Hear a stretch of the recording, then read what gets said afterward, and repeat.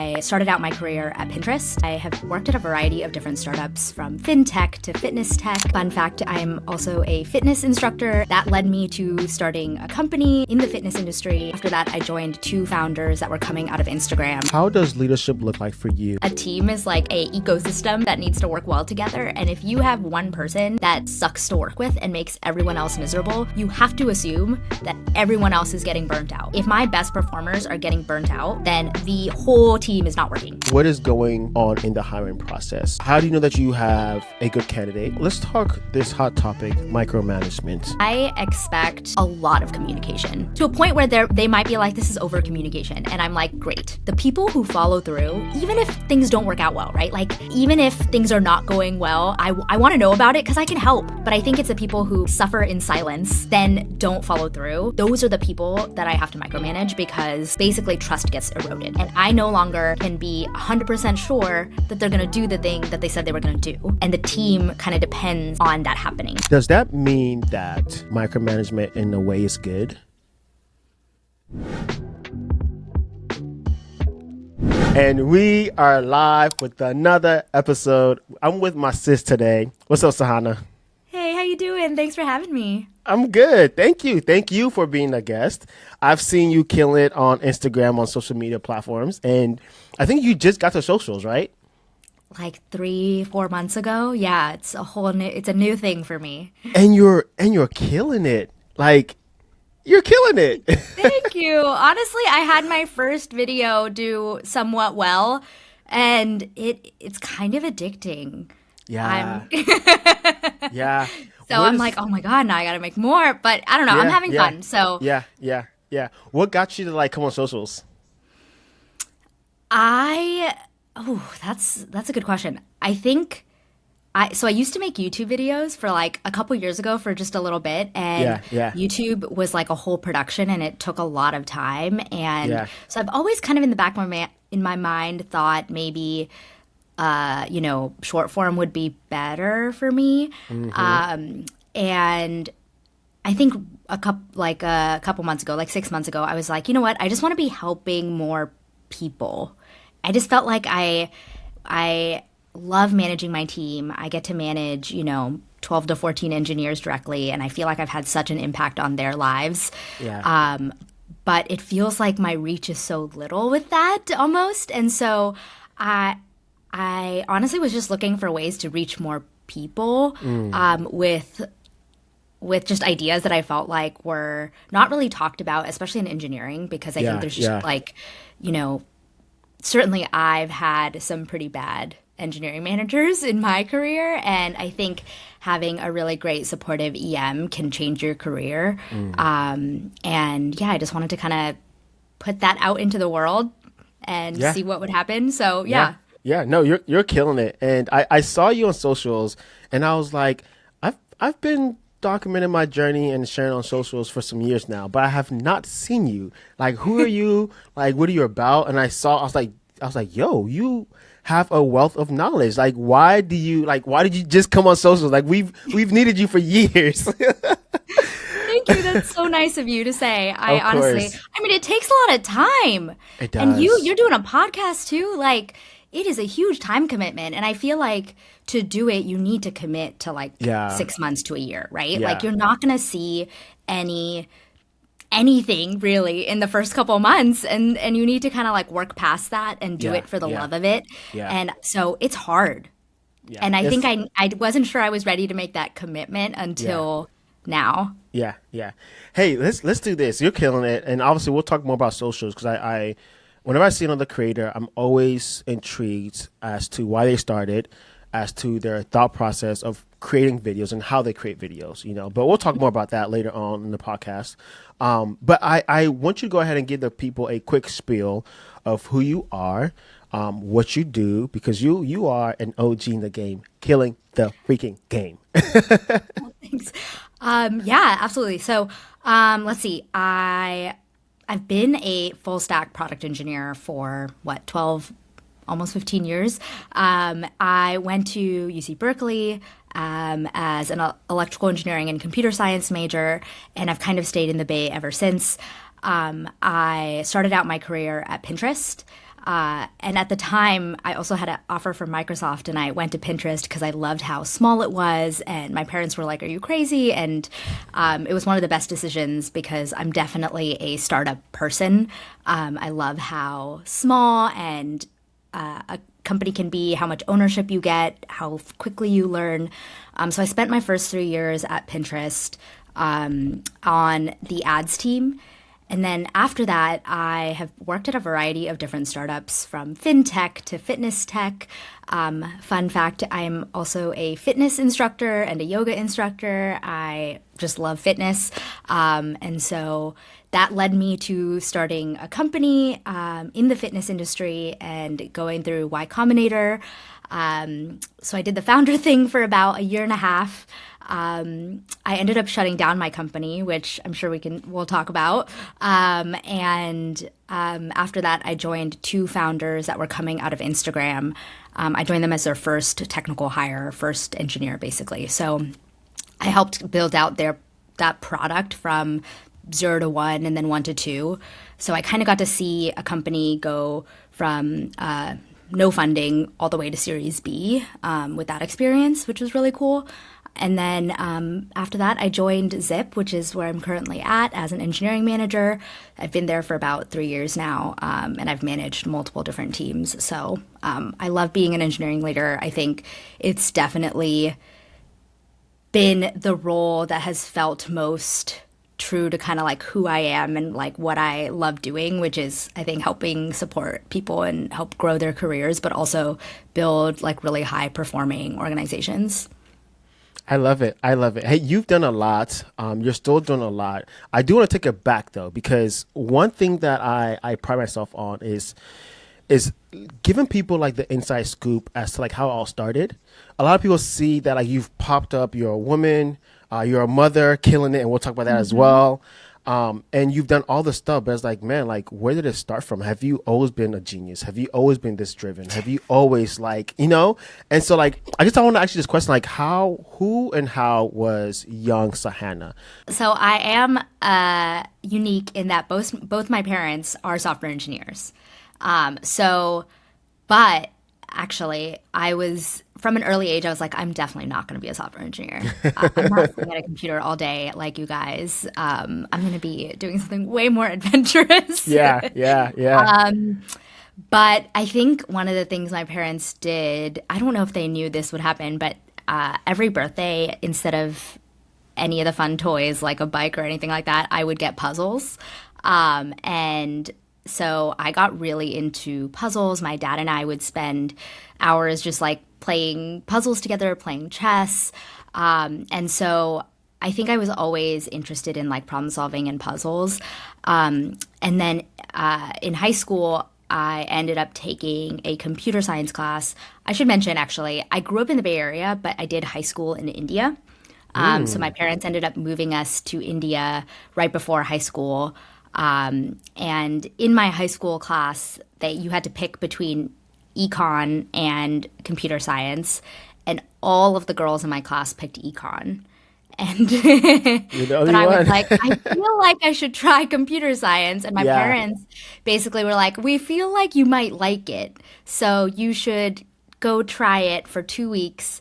And if it totally sucks, you can go to econ. And I was the only girl in a class of like 12 people, and I was not bad at it, which made me start to really like it. Yeah, And yeah. I think ultimately I was having fun. And so that was kind of my primer into actually like really doing computer science and Yeah. building stuff. And I've always been really into art. I actually grew up painting too. My mom and I would do like a weekly oil painting class together. And so it felt like code was just another way to create something from Yeah. nothing. So yeah. That's dope. Looking back now, do you think that your younger self would be like, wow, like I knew I was gonna be here? Or would it be like a shock to your younger self? Definitely a shock. I feel like I'm someone who's always kind of, maybe to a fault, kind of thinking about like, okay, what's next? Like the goalpost keeps moving.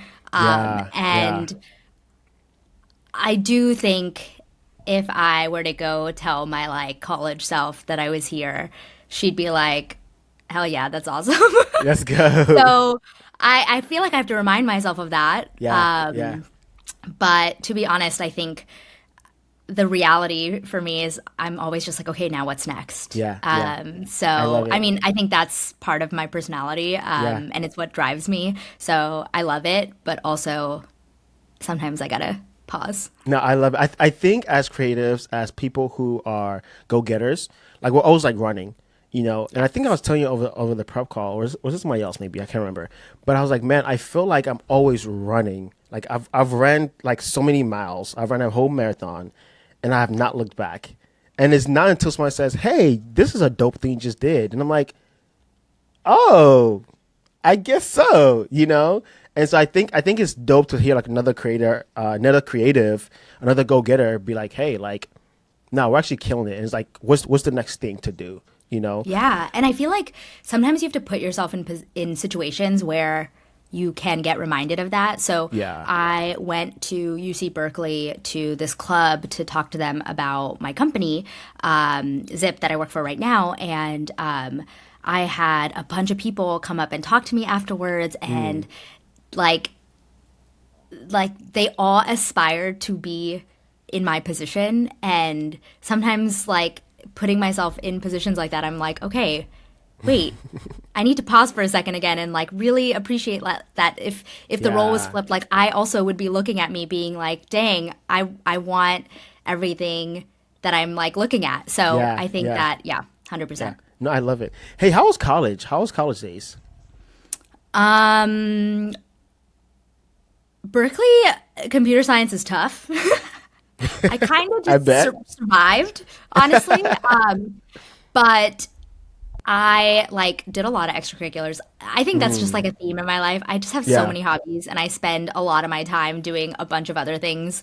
I love tech and I love engineering, but truly it is a piece of my life. And I think early on in my career, I used to think it had to be all of my life. I Yeah. would see people who would like code in their free time and or came into college like already having done and built so much, and that was not me, and that will Yeah. never be me. So I did a cappella all through college. I was in a sorority. And honestly, like those relationships and those experiences have formed me just as much as, getting my degree at Berkeley. So, Yeah. Yeah. yeah. I think it's interesting that you say that because one of the biggest things that I pride myself on, also this podcast, is to showcase that we're one human, and humans are so freaking vast. Like we're not just one thing, and I think that to box ourselves to be just one thing is limiting us from like it's limiting us to like experience all of us, and I think that like why do you think that most techies when they finally break into tech, it's like, yes, I got this crown of I'm a techie now and that's it. Like why do we feel that pressure? Because I used to feel that pressure as well. Have you ever felt that pressure? Well, because there's a lot of people like that, and Yeah. it's and they talk about it all the time, and so like there is kind of this feeling that to make it, you have to be that way. Certainly, living in San Francisco, like I'm surrounded by founders and by even just like engineers talking about tech all the time. And so you almost have to go out and find people who Yeah. don't want to talk about it. Yeah. It's like, Yeah. Yeah. but I do think like also the industry is changing so much right now where companies are expecting you to, I mean, do you know what 996 is? Have you heard of that? I have not. Okay, basically, there are some startups and founders who expect you to work 9 a.m. to 9 p.m. 6 days a week. Yeah, and they just tell you straight up. They're like, that's What the is going on here? yeah. Like Wow. and so it's like a thing. Oh, like we're a 996 company and I'm just like absolutely not. So yeah, I just think this like hustle culture is like Yeah. Yeah. part of the what contributes to it. Also like there's this feeling that you need to be, brushing up on the newest AI tools and learning like new technologies constantly because the industry is changing so rapidly. Yeah. Honestly, that used to always be the case. Like early in my career, I felt like I needed to be going home and like learning more stuff, coding on the weekends. I had peers at Pinterest who were doing that. And it wasn't until the senior female engineer, like I don't know how it came up, but she straight up looked at me and was like, Sahana, I'm not coding on the weekends. What are you talking about? Like I code at work and I'm done. Yeah. And she was like, excellent. And I was like, wait, that's possible? Yeah. I can just code at work and not in my free time. Yeah. So I think there's just not that many people who will come out and just say that that's just how they operate. So maybe that's why. I think there should be a balance right now. So if y'all are watching this, like you still have to grind. You know what I mean? There are still times where you have to put in work. Yes. If you guys really know me, I don't get enough sleep, and I need to do better. And I need to find that. I always preach like work-life balance, but my wife is always like, "Hey, babe, like take some PTO," and I'm like, "No, I can do this," and like take the time, you know. And like we're not saying don't grind, because for you to be in this position, like you had to have like busted your tail. You had to have like sacrificed family time, going out, sleep, you know.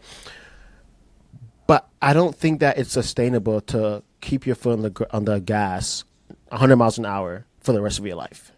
You know what I mean? Yeah. And 100%. yeah, and like giving yourself the grace to explore the things, like for you, like you're into fitness, you know. Did you say that you did opera? Was it opera you did? No, I did a cappella in college. Acapella, you know what I mean? Yeah. And I think it's so dope to see somebody who's in the tech field, but has like can identify with other people. You know what I mean? Yeah. What do you do? Go ahead. You have something to say? Sorry? Were you going to say something? Oh, I was going to say, like, each of those things has its seasons, though, right? Like, to your point, I can't do it all at once. And so I have to pick and choose what my priorities are. Yeah. And if I work at startups, and startups are intense. And so, but as I've become more senior, I've learned how to set boundaries on things that I care about. And especially as a mom now, I have to set boundaries. I can't be available all the time, but it doesn't come without intensity. So I think there's a difference between like grinding all the time and grinding only on work and bringing an intensity in the hours that you have available for work and being very focused on what actually is impactful use of your time and not spending it on everything. And so that focus is something that I would say is the biggest thing that I've developed over the years that allows me to make the most of the time that I'm working while also kind of having time to do other stuff I care about. Yeah. Let's get a little bit practical for somebody who's watching this. How do you practically structure your time in a way that, like, yes, this is grind time, and so I'm going to forgo this and grind, right? What are you forgoing? How are you structuring that? And how are you giving yourself the grace to say, hey, now I'm off of work. It's time for me to just unwind, spend time with my family, and not feel guilty about that. Yeah. Yeah. So even work has its seasons. So, but I would say on average, I have kind of boundaries set up for myself that I've communicated to my husband, to my coworkers. So, for example, I only currently I'm in the office 3 days a week and I work from home 2 days a week. So I only will stay late one day of that week. And on that day, my husband, and that day might change based on if we have a team dinner or something, you know, but on that one day, my husband is taking care of the baby. I might not even see him in the evening, and that's okay. But that one day a week, I'm able to like show up for my team and my work in the evenings. Every other day, I come home at a reasonable time and spend a couple hours with my son. And during those hours before he goes to bed, I'm offline unless it's like an emergency, which there's never really an emergency, to be honest. But hey, you're giving all the company secrets out. Well, here's the thing, right? Like, what is an emergency? An emergency is usually some sort of incident, and I have structures set up in place where we have a primary on-call, we have a secondary on-call. Like, if both of those people somehow weren't on it, then it would come to me. And of course, like, if I am available and I see there's an incident, and I will be online and I will be helping out. And, in those cases, my husband takes over and whatever. But I think if you set up structures in place, and honestly, as an eng leader, my job is like making sure I give individuals on my team a lot of ownership. And so that allows me to set those boundaries a little bit more, to say, hey, these couple hours, like, I'm going to be away from my computer. But then I usually come back and like check in on stuff right after he goes to bed, respond to anyone, unblock anyone if anything needs attention, or finally if I need time to get one or two things done after a day full of meetings. And so that's kind of the like routine and schedule that I've put together for myself. And the more I communicate that with other people, people are really respectful and kind of understanding of kind of the boundaries that I've set, as long as I'm getting my shit done.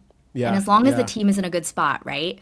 So no, I love it. So you're an engineer, lead, a manager. You oversee a lot of people. A lot of people report to you, and I think it's so dope because you're a woman. Like, I tweeted the other day and I was like, hey, where are all the dope engineers that are women killing the game? Please DM me, because I need to have you on my podcast. Like, I am of a mindset that women are freaking dope. And I didn't always have this mindset.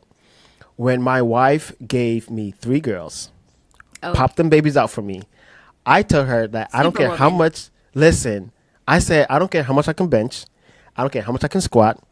Like, hands down. Like, who was it? Who said, who run the world? Girls. I think Beyonce, right?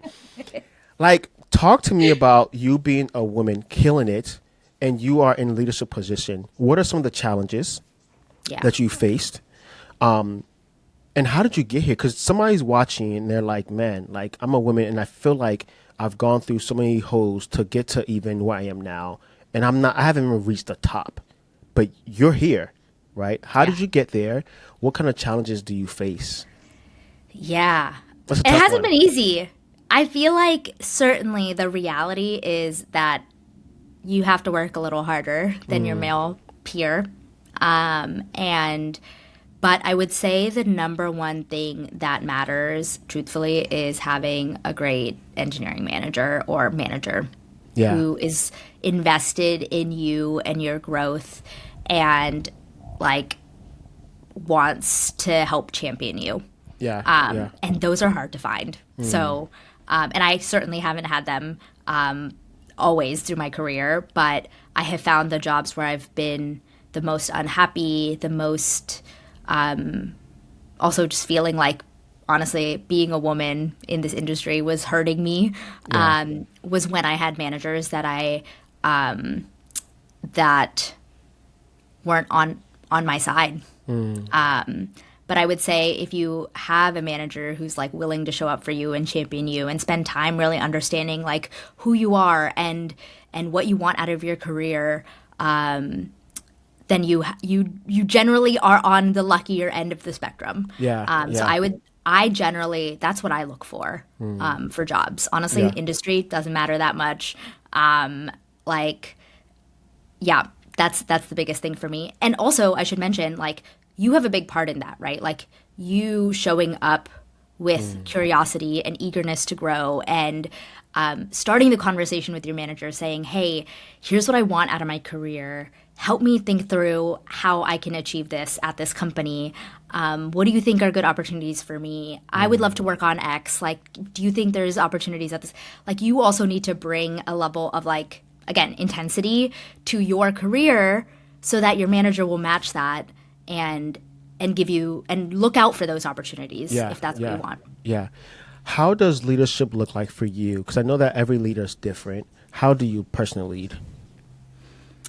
My style is generally like people first, I would say.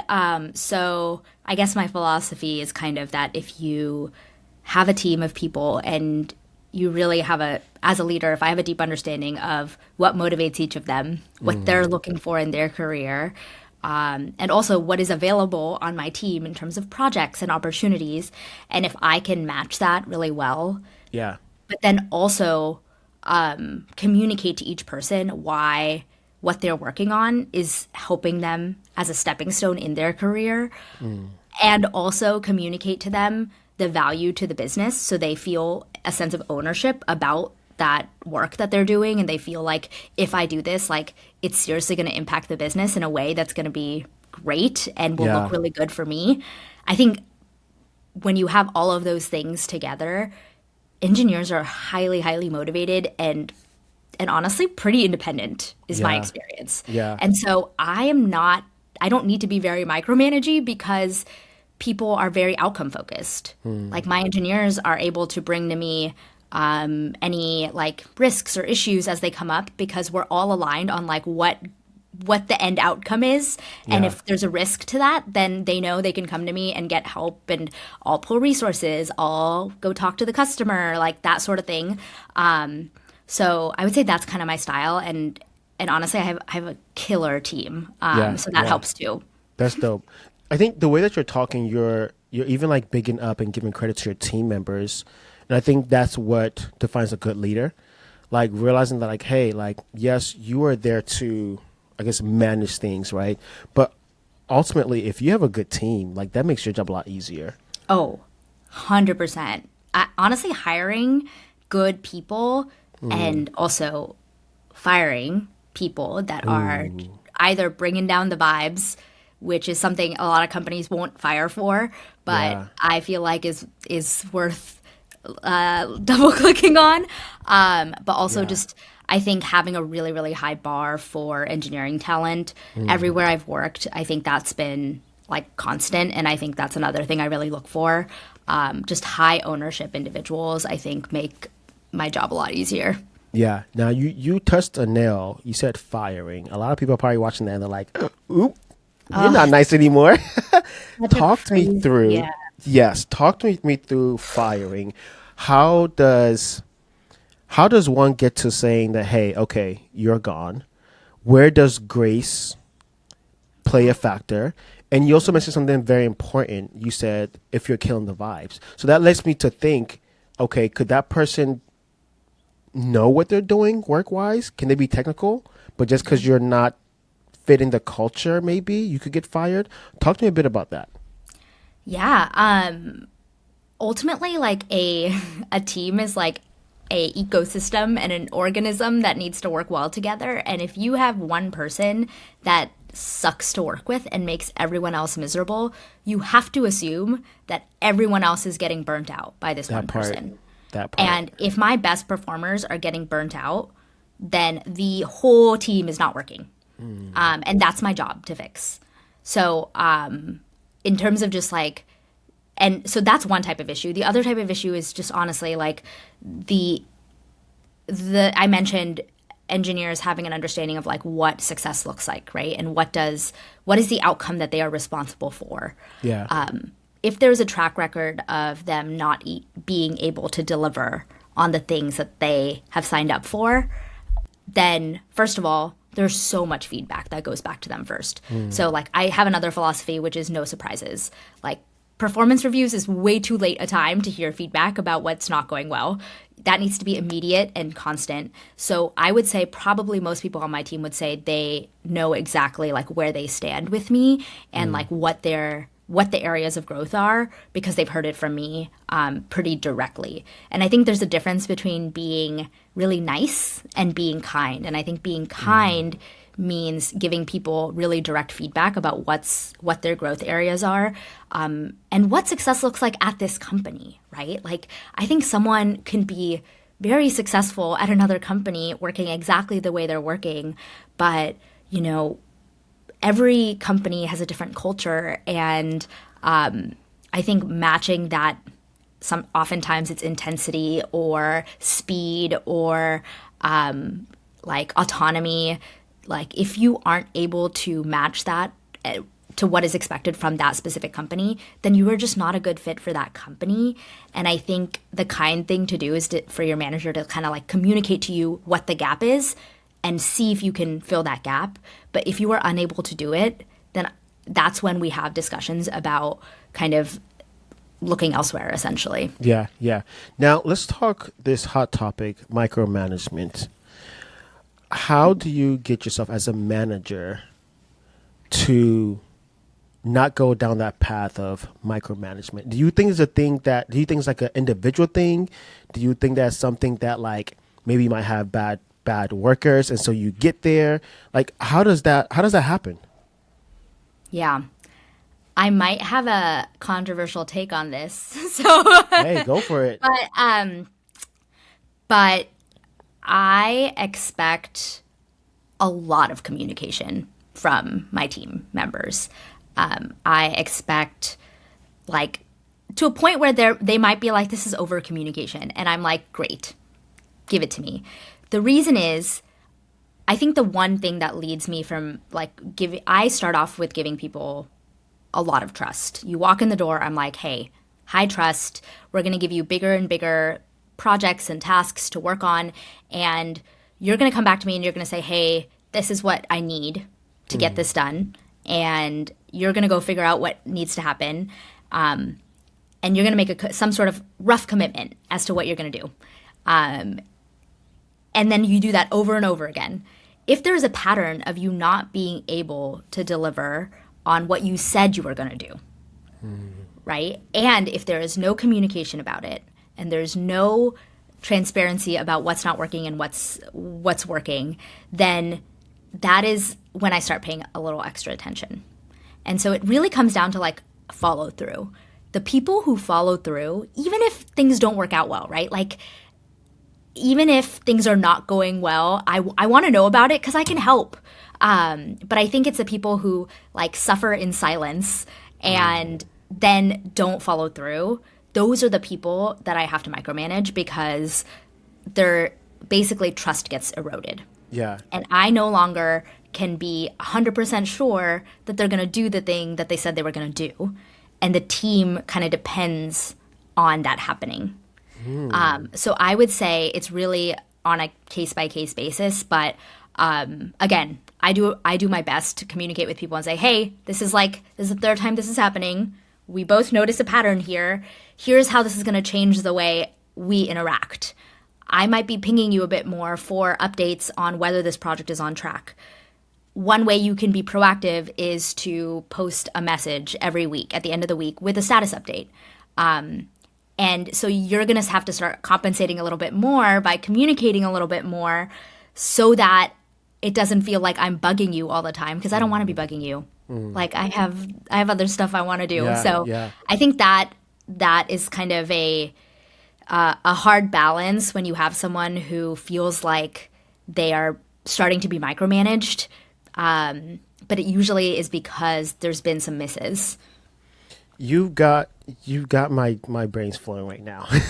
I'm thinking so much right now because you gave a perspective that I was not expecting, but it was very much informative. Does that mean that micromanagement in a way is good? Because if you're not, or maybe should we even use and I'm probably just thinking a lot right now, or maybe should we even use the word micromanage? Should it be more so like, hey, I'm just trying to since you're not communicating, I have to make sure that, hey, like what's going on? I have to like pull it out of you. Yeah, I don't think micromanage is the right word for it. It sounds a bit like I need it for me. Yeah. I don't need it for me, to be honest with you. I need it so that the outcome is the outcome that we want. And I find it actually, another way to think about it is mentorship.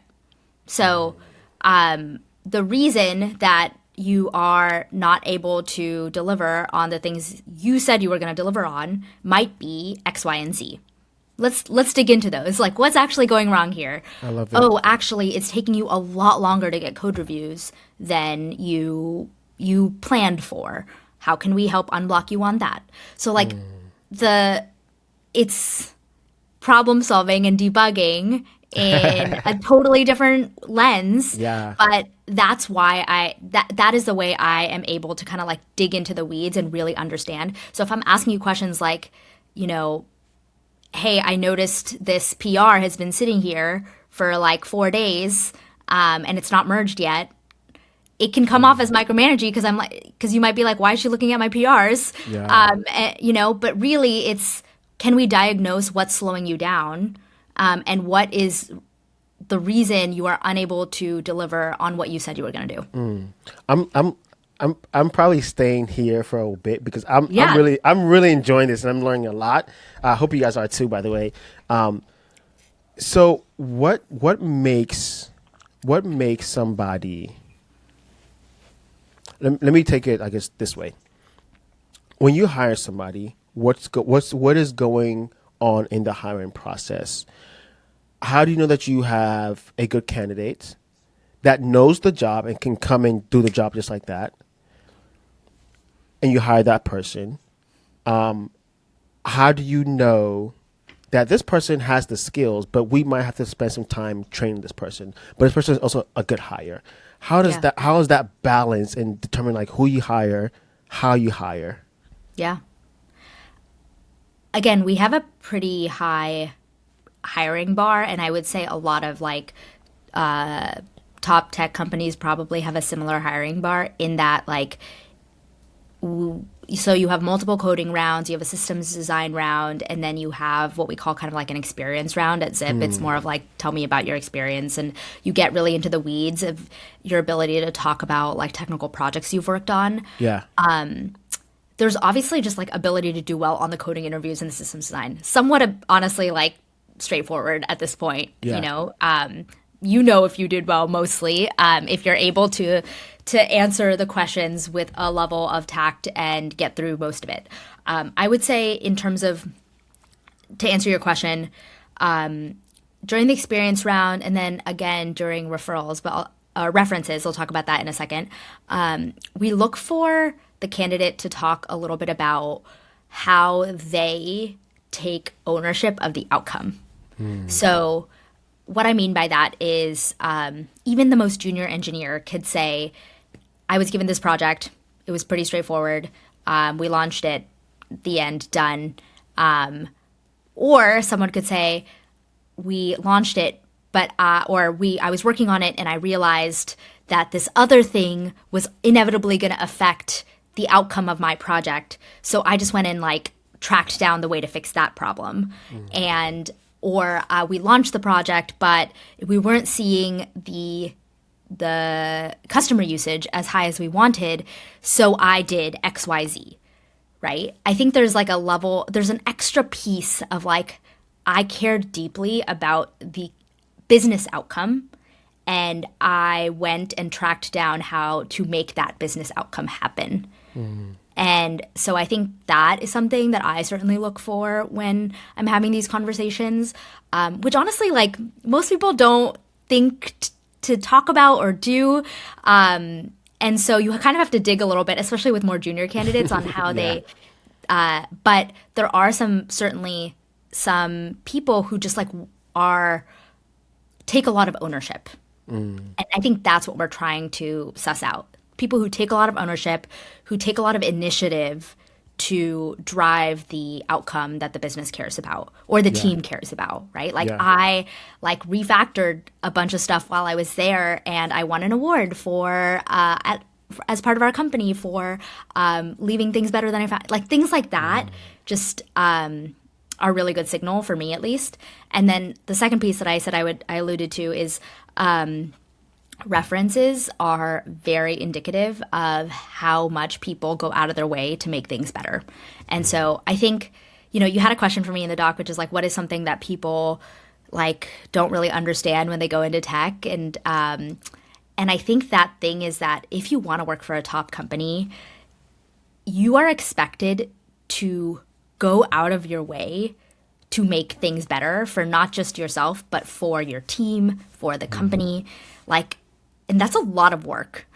You need to identify things that feel broken and not just complain about them, but go fix them. Yeah. And you're not going to get any direction about it. But if you are like, hey, Sahana, that like the on-call feels so painful because we get alerted about so many things that we cannot take action on. So I did a quick audit, and it feels like these 5 alerts are not actionable at all. I recommend we just change the threshold on these. What do you think? I'll do it. Great. Awesome. Yes. Wow. Love that. Go do it. You know, Wow. I think that sort of energy is a lot to ask of people, to be Yeah. honest. It's not for everyone. But I do think that the best engineers that I have and I've managed bring that level of that energy. Wow. You're talking a talk that most people overlook. And I think the reason being is because they multiple factors. One could be they might not be passionate enough about that Right. particular job. Right. Because I had another guest on here that mentioned that when you start your own personal brand, like Sahana, Nyamicha, or Norcode, whoever, you have your own personal brand. The things that we're talking about right now, taking initiative, finding things that's broken, trying to be Bob the Builder and make things work, deconstructing, making it better. If you have like your own personal brand, those things flow out of you naturally. Right. But why is it that that doesn't translate in corporate America or doing somebody else's work, you know? Yeah. I think I think that when we all understand that, hey, yes, you're getting a paycheck. Yes, this might not be, I don't know, your final destination. Right. But at a base level, if you're going to somebody's baby, somebody's company, like I see people's companies as like their babies. Like you want to add to that instead of taking and taking and taking. And I think that over time, people realize, your managers realize, the CEO realizes, if you're in a startup or close to the CEO, that hey, like you're just really here for the paycheck, and you're just here for just your job, right? I do want to ask you this question though. Is there a problem with just doing your job? At the end of the day, like you hired me to do this Yeah. job and I'm doing that, right? But you're Yeah. also saying that like the people, the engineers that you meet that are going the extra mile, like you love it and it helps the culture. Where's that Yeah. balance? Great question. I think you should certainly be able to exist in tech and just do the job. And there are certainly companies that are perfect for that. And even, I would say, even at a startup, like you could probably find a little area for yourself to do that. But it's, I guess I would ask whoever's listening, do you want to be the best of the best? Do you want to get promoted faster than the person next to you? Do you want a a career that is trending towards exceptional? And if you don't care about any of that stuff, like shoot, like I agree. Like don't find a place that you can do your 9 to 5 well. You still have to do it well, but do it well. But there's no expectation that you're grinding and going above and beyond, right? Like 100%. And I think there are certainly companies for and you would be happy and successful and still make great money. So by no means is that the baseline. I think I guess the advice that I was giving is really for the people who want to get promoted faster, who want to have the opportunities and see the type of career growth that maybe would, yeah, trend toward exceptional. Yeah, yeah. No, I love that.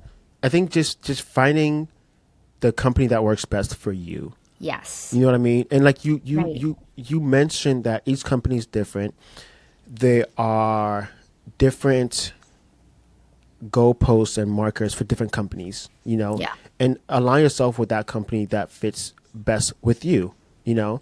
I I will interrupt you for a second and Go for say it. Go for it. it is a shitty time in this industry, and companies are laying people off left and right. And so I think that advice was 100% true, like a couple years ago, even. But I do think, like right now, the way tech is trending, the baseline for like kind of resting investing, if you will, has gone up. And so I just want to call that out, right? Like, I Yeah. think there are layoffs happening everywhere. And you do, like, if you're getting into tech and you are trying to get a full-time job at a like well-known tech company, or a startup that's hustling, the expectations of you are going to be very high. Yeah. And so failure to meet those expectations is going to be easier, or just like, yeah. So I want to kind of set Yeah. expectations. Yeah. And I appreciate you for even sharing that because that's so true. There was once a time where you could coast and you'd Right. be okay.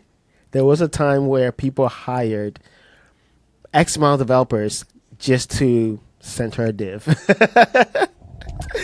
And now we Right. see a lot of layoffs. What's your thoughts on layoffs? It's been happening for some years now. Yeah. What's your thoughts on it? Have you ever been affected? And obviously, you're in a managerial, is it managerial position? Yeah. So because you have the power to hire, fire people, like how Yeah. does the layoffs, how does that impact you as a senior? Honestly, because I've worked at really small companies, for the most part, I've never been part of a layoff, and I've never had to lay people off. Thank I've God. obviously had, I know, I mean, it's bound to happen because just, yeah.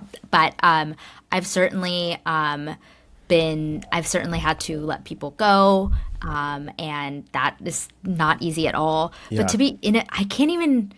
It's kind of hard. Like, both suck, right? Being let go for no reason other than just the company just sent you an email in the middle of the night and is like, tomorrow you don't work here anymore and Yeah. none of your shit works. Like, that Yeah. totally sucks. The alternative, which is like you have someone kind of giving you feedback, telling you what's not working, and you realize and they realize that this company and you is not a good fit. That also sucks. Then there's also the third category, which I've like certainly experienced, where like you are fully misunderstood. And and I've certainly heard stories from, and honestly from a lot of women who they were doing great, highly motivated, had a great manager, and then they had a manager switch, and suddenly work sucks. And they feel not supported, and they get burnt out, and now they're getting performance managed out because, just like that story I've heard so many times, mostly from women. And so, like, that is also, like, sadly, the way this can all play out. And honestly, that sort of thing happened to me, and I feel like kind of moving on and finding something that was a better fit, like, obviously has just been so good for me. Yeah. So Yeah. there's always something better, and Yeah. especially if you're like burning out because of a bad manager, like, start looking. Yeah. My wife, I can share this now because it's public. Her previous employer was Booz Allen, and she have shown me that there are amazing managers out there, like kind, genuine people who it seems like they don't even care about if their name is mentioned in meetings. They rather have the people under them,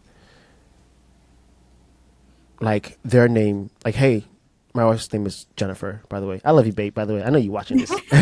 Hi, Jennifer. Hey, there you go. Like, hey, Jennifer, like, actually, no, like, Jennifer's the one who actually spearheaded this. Like, no, this was actually her idea. And her working there, and I'm kind of like listening into meetings and stuff. I'm like, wow, like, this is somebody that really cares about the work culture, the company culture, his team that he's curated, his baby, like, and that individual. And I think that when you have certain things, this is probably like maybe like off topic a bit, but like when you see certain things happening that contributes to people's jobs being lost, people getting laid off, it sucks. It Mhm. hurts. It sucks. You know. Yeah. What is your advice? I know you mentioned like women, the challenges that you guys have had, that you've had also. What is any advice that you can give to anybody who's watching this, saying, "Hey, I'm in a position where, like you said, everything was great, managers have changed, and now things is a shit show." Yeah. To be honest, when managers change and when there's reorgs, it's always a shit show for a little bit. Yeah, So yeah, that's the first thing. Like, give it a little time. Like, you know, there's there's always a little bit of chaos, and chaos is not a bad thing. And this is actually something that I tell some of my engineers sometimes.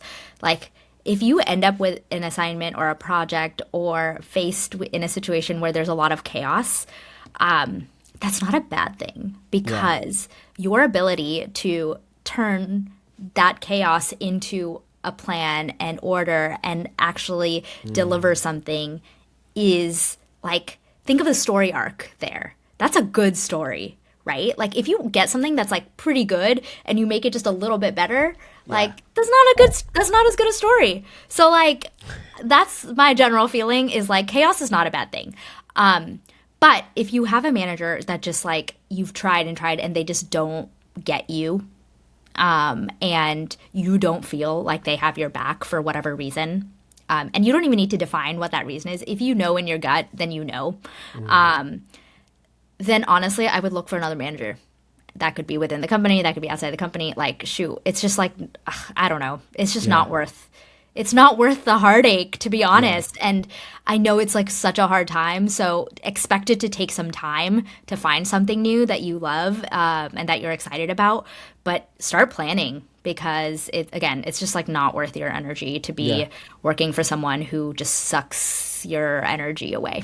Yeah, yeah. Anybody who has been impacted by layoffs, been impacted by just people not understanding you and not making the effort to understand you. I feel you. I hear you. I've been in that situation before, and it's not fun at all. Men or women, not fun. And so, hopefully, you guys get some kind of like encouragement from here. Find a new manager, get out of there. And it's so nuanced because obviously the it's so hard to find a job right now. It's so freaking hard. Yeah. So it's not as easy as saying get out of there. I understand. Yeah, But if we can offer anything, just love and support, hope you guys can feel that from here. Yeah. definitely. Hey, let's talk startups. You've started your own stuff. You've worked for startups. Let's talk startups. Talk to me. Yeah, I mean, what do you want to know? Yeah, like so. Let's do this. I know people. They are. I hear people saying that. Hey, I want to be at a startup because probably more money, shares, and if we get acquired, it's up. Then I've heard people saying that no, because there's not a lot of structure. The chance of things collapsing is very high. Let me just go ahead and work at a big organization where there are a lot of principles in place to Yep. get me up that ladder, right? Is there any truth to that at all? Yeah, definitely. Here's how I think about it. So, startups are very high risk. Um, some startups right now are giving crazy cash offers, and there's a lot there. So, hell yeah, take the cash. Shoot. But I would say most startups are high risk. Like, even I think like Brex just had an exit, but they like, it wasn't. I think they were valued way higher than what they ended up getting bought out for. So like, if you joined in the last couple of years, your stock isn't really worth anything at all. In fact, so I think even a company that you think is like, could be a sure thing, is not definitely not a sure thing. So startups are high risk. I feel like that is just part of the game. So I would say I optimize for rapid growth in my career. So you mentioned you can just grow on the career ladder. Yes, that's true at larger companies, but it takes time and there's a lot of politics, a Oh lot of yeah. politics. And like, your manager's probably like fighting that politics. You just came in, you're not going to get a promotion for a bit because there's other people waiting in line for a promotion, and like that's certainly like, there are tons of people who kind of take their time and do that, and it works well, and it gives them a lot of like stability. I think I've optimized a little bit for less for title, to be honest, and more for just like opportunity to experience cool shit. And as a part of that, I've like grown pretty rapidly. So I feel like every job I've switched, I've had to onboard onto a whole new tech stack, a whole new problem space, and that learning, and also being in a situation where there's not a lot of structure means I've had to create that structure. And so I've kind of, and at every company, there's a bunch of people who are coming from big tech and will bring some of those processes in as needed. So you don't have as much kind of like red tape slowing you down as you would at a big tech company, but you definitely have the structure and it's introduced as it's needed. So I personally find that way more fun. But certainly more high risk. My husband works at a bigger tech company and gets his like stock, and he can sell a bunch, and it's just like really predictable. And I certainly don't have that. Yeah. But yeah, like you said, there certainly is upside, and that's if you can take the risk, it's really fun. Yeah, yeah. So with all the, I guess, pros and cons, like it's high risk, the comparisons that you've made, looking back now, is there anything that you would have switched or changed? Would you still have just pressed on to startups? Yeah, I think so. Yeah. And honestly, like nowadays with all the layoffs, like is big tech more Listen, risk? listen. I don't know. I hear a lot more big tech companies laying off people than smaller companies. Right. Like That way hasn't laid more. anyone off, exactly. Yeah. So like I think the seeing all these big tech companies like hire like crazy and then fire like crazy, I feel like there's some stability at a startup that's like, Yeah. growing steadily, and like Yeah. we just slow down hiring and increase our rate of hiring. And so Yeah. I don't know. No, I don't think there's anything I would do differently. I feel like every experience I've had from being a founder to being the first engineer has taught me so much about building products. Yeah. I've been in consumer, I've been in B2B, I am in customer calls all the time. And being a founder, I have such an appreciation for founders and solo founders and female founders. My God, it is so hard to be a female founder. And it is a grind. But I also learned that like you can build a really exceptional product, but if you don't have a really good distribution strategy, it doesn't matter. No one will use it because no one knows about it. Yeah. So I feel like every job I've had, I've like taken a nugget with me, that's been really, that's shaped who I am. Yeah. Let's talk about building. You started your own vibes, start your own company's own products. And I believe it's dissolved now, right? Yes. Okay. Let's talk about that. What were you doing? What were some of the challenges? I know you just mentioned that being a female founder is very hard. What are some of the challenges? Even though I'm pretty sure I know. And I over the years, I have a passion for women who are like trying to do anything because it's so much harder for y'all. And by the way, I have a wife and I'm a girl dad. I have 3 girls, and so all these things I'm like, are y'all about to grow up and go into this shitty world and experience like this crap just because of your gender? Like what are we doing? I know. I had a vent there for a second. I had to. Man. Well, I'm glad dads like you exist because honestly, having that support from family is like so critical for kind of getting through all of it. But yeah, no, I think I was a solo founder, which was pretty challenging in itself.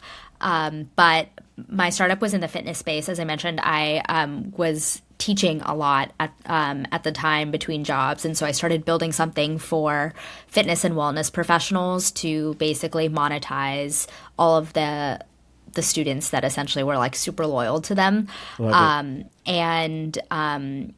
The short version of the story is I built a really cool product.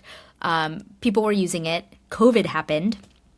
And initially it was awesome because everyone was trying to come online. But very quickly, a ton of competitors popped up. Each of them had raised so much money. And it really made me question, like, what is the defensibility here, right? Like, why is my distribution strategy? Like, let's assume everyone can build something equally as good, because it wasn't that hard. Like, what I was building wasn't that technically, like, complex or, defensible, to be honest. So, like, really, it came down to, like, who is going to get the most customers in the door and retain them. And that's a distribution problem, not a product problem. And it just made me think so differently about, if I were ever to start a company again, like, I would solve the distribution problem first. Which is interesting because that's what a lot of content creators do. They are building a distribution strategy by building an audience first, and then you introduce a product for that audience. So, like, I mean, it's definitely like a strategy that I think would work much better. But yeah, being a product person, like, I do get a lot of joy from building product. And so I think at the time I just realized I am most excited about kind of continuing to grow myself as a product person. And I wasn't sure if this was the idea and the company that would be venture backed. I should say, like, I could have kept going and had it be like a lifestyle business and it would have been totally fine. But at the time, I really wanted something venture backed, and the numbers on that are just crazy. So it just didn't make sense. I'm rooting for you. I know that if you ever decide to build anything again, I know it's going to take off. And hey, you got my support. If you don't got if you don't have their support, you got my support. All right. Honestly, I don't even know if I'm cut out to be a founder again. It's, like I said, it is a lot of work. I bet. But and certainly being a venture-backed founder is very different. Very sexy. I get why people are attracted to it. But there's also something, if you're listening, very attractive about building something that you 100% own, that just you don't need to deal with investors and a board, and it just works for a smaller but highly engaged group of people. Like, you will make very good money and get rich that way. And so I just feel like it's worth calling out that, yes, being a venture-backed founder is very sexy, but, there are other ways. Hey, she just dropped a gem. I hope y'all caught that. That was a gem. Hey, a couple more things and I'll let you go. You are a mother, fairly new mother. How has been... he's 14 months. 14 months. Let's go. How has being a mother changed Sahana? Like, changed you? Oh, man. That's a tough question, huh? I know. I am just so much better about my time. I can't believe I thought I was busy before, because I am, like, who was she? No, I think, I work roughly the same amount. I work less hours, but I am able to get just as much done as I was before, which... You have to, if you think about for a second, the only way that's possible is if I am relentlessly focused during those hours. And I think I have gotten so much better at that, because I think being present with my son when I have the time with him is something that's really important to me. And so, like, I think I just have gotten so much more disciplined, I guess, is the thing. Because I wake up earlier now before he wakes up to go get a workout in. Like, if I need a workout, it just won't happen otherwise. I would say discipline has been the biggest thing. But being a parent is hard work, but the little moments bring you so much joy that you can't even put it into words. Like I can't describe to you how I feel when he like peers around a corner and or I hear him just go mama and that's it. Yeah, And I'm yeah, just like, oh, yeah, yeah, amazing. So I feel like that to experience that kind of joy, it like I can't describe it to yeah, you. yeah. But you know. So I know all too well. You posted a story. No, I think it was a reel yesterday on Instagram, and I can't really remember what it was, but I think it was something along the lines of like being. Is it like allowing yourself to? I so can't there remember. was the being the things I'd wish I'd known before I became a mom as someone Yes, who has a career and is like very career driven. yes, yes. Do this for the people because that was a great post. That was great and very much detailed, and I felt that post. Okay. Give me like one advice that you gave on there Okay. that like you want to share with people, and I'll give mine. That one that resonated with me a lot. Okay. Can I give two? Because I feel Go like go. You can one give is kind all of of them. depressing. You can give all. Go for it. The I mean, yeah, I just feel like no one had really like given me some real talk about the hard parts.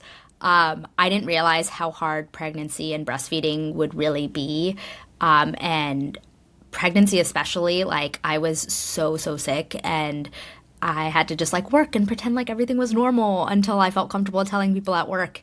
And I wish someone had just like peered over my shoulder and had just said like take some sick days. It's okay. Like shoot, just take all of the sick days that you have available to you. Yeah. It is fine. Like just do it. So I think that was one. And then I would say the other one is so I certainly like had a bit of like a shift in the way my career was progressing because I was pregnant and then I left for 4 months. And so and I think in actually a lot of women who were observing were a little bit like, "Hey, are you okay with that?" You know, like and I had to kind of come to terms with like, am I okay with the fact that like my career kind of took a hit for being gone, and I think I'm okay with it Yeah. now. Yeah. Yeah. And Yeah. I think the kind of the nugget that I shared was the business is going to do what the business is going to do. And they are truthfully not that loyal to you, and no company is loyal to you, but you are making a trade off. And that trade off is to like grow your family and to have that experience. And you should fully expect your career to take a hit. And that's okay because you will, like, it's like 6 months to a year. And you will pick back right where you left off. Yeah. And that is okay. That is like time invested, but invested in something that you care deeply about. And so that's okay. Yeah. I think for me, the reason why I hit so hard was because my wife went through probably like damn near like all of the things that you had listed. I remember like her feeling very nauseous and not wanting to be at work, but she felt like she had to put on a face. Oh, yeah. And at the time, she was working at CVS pharmacy. I think it was like a call order room. I think it was like she was like filling like the drugs, you know. So she's standing on her feet. The machine belts are coming. She's filling, and she's texting me, calling me. This is before she got into tech. Fun fact: she went to school to be a pharmacist, but that didn't, not that didn't work out. She was like, "That's not my passion. Like my passion is Yeah. creativity." And she's Yeah. gonna use that to become a UX designer. Anyways, that's that side note. She would like text me and like in the bathroom throwing up, like dizzy, sweating. I'm like, babe, come home. Like, no, she can't. And then she goes back to work as if nothing happened. And Honestly, like, women are amazing because we no, can fake it amazing. so well. Like literally, like I'm like, you're the same person I was talking to on the phone 2 seconds ago, and now you just went back. Like it's like, boop, nothing just happened, and it hit so hard because I'm like, yo, I know that just because you have a smile on your face and you're working, like I know that you're dying inside, and I think that's the worst kind of pain when you're in pain, but then you're not even able to express the pain. You have to Yeah. mask the pain. That's difficult. Yeah. And so when you posted that, I was like, yo, Jennifer has been through this. Yeah. Like, she's been through, like, feeling guilty for birthing a baby, beautiful baby. Like, my kids mean more to me than any other company. I don't care. Like, that's just Yeah, as they just should. that's just facts. You know what I mean? Yeah. But now it's like I you're I have a total side note, but I yeah, go saw for it. on social media that it costs 180K to have someone be a surrogate. And I thought that was so funny because certainly when I was pregnant, I turned to my husband and I was like, I would pay for this. Like for next time, like totally would pay for this. I definitely won't, but I just thought that was so funny. And then someone was Yeah. like, women, if you gave birth 180K, like that's how much you like deserve for that. And I was like, I do deserve Honestly, 180K. it should be way more than I that. deserve more. It should be way more. 9 months of not being you is crazy And work. then the time breastfeeding, Hey, it's listen, when I have a cold, like I'm pretty strong, but I'm a baby when I have a cold. Like I'm like I'm in bed, babe, can I get this? And she's like, the stuff that she goes through every month, I don't go through the half of it. She's like, get up, get up, you know. But no, I all this to say, like I really resonated with your post, and it's real, you know. Hey, last segment here, and I'll let you go. Let's talk content creation. oh yeah. You are killing the game, and I can't not stop saying it because I love to give people their flowers who are killing the game. Thank you. Because there are people who are not killing the game and who are sharing bad mind information, and I'm like, yeah, that needs to be shut down. But you're spreading love, you're spreading encouragement. What is the process of that? How do you create? How do you get the camera up and like, yo, today's gonna be creation day? Like, what's your thought process on creating content and your audience? Yeah. I'm kind of figuring it out. So I'm like, don't take any of this as advice because I don't really know yet. And I'm kind of figuring it out. I do follow a lot of like, there's so many creators that just make content about making content. So Yeah. I follow a bunch of those and I like try to like take little nuggets, but I try to like limit my consumption because it is a deep like yeah. hole that you fall into and never come out of. Oh yeah. But what I've been doing recently is I've just been like voice recording ideas as they come up. Usually it's because of a conversation I've had in a one-on-one or someone asks me a question or it's, you know, I'll be listening to a podcast. I do listen to podcasts that, you know, talk about topics that I think are really interesting. So then I will go like spend 20 minutes, play around with the tech and then talk about it. So I think it's a mix of all of those things. The content that I'm talking about that's more like personal or like manager advice is usually just directly like I talked about this topic with someone this week and I should just repeat the content in front of a camera. So I like make a voice note. I like word vomit basically with a voice note and then I will or I'll use like whisper flow and it'll go straight into Claude. I'm preferring Claude over ChatGPT these days Okay. because it's like just feels a little bit more natural and I'll have it like structure the word vomit in a way that is a little bit more like structured and compelling and then I'll just save that in like Notion and then on usually it's like a Saturday. My husband will take the baby and the dog for out, and I'll use like that 2 hour period to record a bunch of stuff that I've saved in Notion. And so, yeah, I've been trying to do a mix of like just talking at the camera with like stuff I might talk about in a one-on-one, and also just like doing a little bit more like exploring technologies. Like I think one video I did recently was I'm a front end. My background is mostly as a front end engineer, and there's been so many cool like animated websites that have been coming out recently. And so I just made a video about like, hey, I looked into how these were built. Here's how it was built, and that one did really well. I think people had the same question as me, which is like, how was that built? And so I'm realizing that like, what are the questions that I have that I want to know more about? I should present that question and then do the research and answer that question. Yeah. So I'm going to try more of that. Yeah. No, kill it. Like kill it, and you are killing it. I'm still watching. The world is watching. Hey, last question. Are you, and I ask this to like all my guests, and like genuinely, like, are you proud of yourself? Everything you've done, work, your mom, I was going to say husband, your wife. Are you proud of yourself? I really am. I feel like 2026 is going to be a good year, and I feel like I have proved to myself that I can adapt, right? And so if anything does come up, I will adapt.